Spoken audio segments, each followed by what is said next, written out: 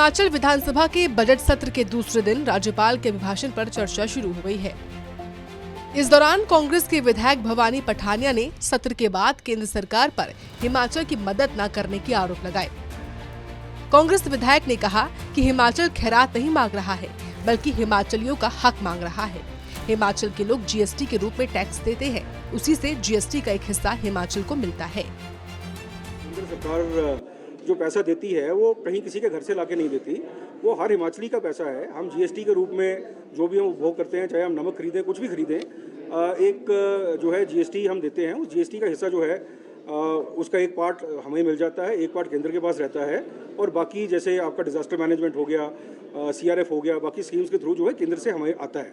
लेकिन विपक्ष ने अपनी आदत ये बना ली है कि हर चीज़ पे यही कहते हैं कि जी केंद्र सरकार जो है वो पैसा दे रही है तो हिमाचल की सरकार चल रही है। तो मेरा प्रश्न यही था कि वो किसी के घर से पैसा नहीं देते, वो हमारा पैसा है, हमें ही वापस मिल रहा है। और इसके अलावा जो लगभग 20-25 हज़ार करोड़ का डेफिसिट हिमाचल का है जो केंद्र सरकार के पास है, वो उसके ऊपर मैं चर्चा करना चाहूँगा। जब डिज़ास्टर हुआ, जब इस शताब्दी की सबसे बड़ी हमारी जो घटना घटी थी, अपनी जो फ्लड आया था, इसमें केंद्र की एजेंसी आई, केंद्र की एजेंसी ने आके सर्वे किया और उस सर्वे का असेसमेंट उन्होंने निकाला कि हिमाचल प्रदेश को लगभग 10,000 करोड़ का नुकसान हुआ है।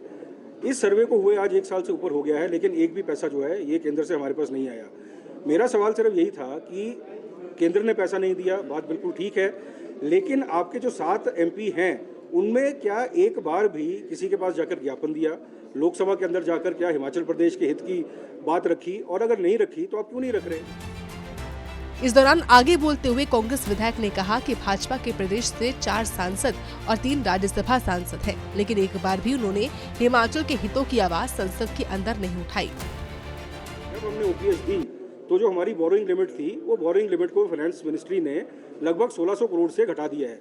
अगर आप तीनों को देखेंगे, लगभग 22,000 करोड़ के आसपास का ये डेफिसिट है जो बन रहा है।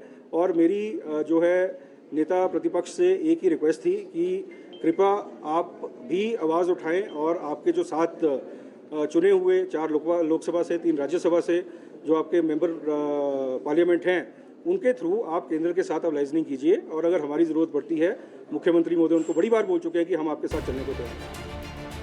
कांग्रेस विधायक भवानी पठानिया ने सेब आयात शुल्क को लेकर भी केंद्र सरकार पर निशाना साधा। उन्होंने कहा कि अमेरिका की तरफ से आयात शुल्क कम किया गया है, तो ऐसे में अगर आयात शुल्क कम किया जाता है तो हिमाचल के सेब पर संकट गहरा सकता है।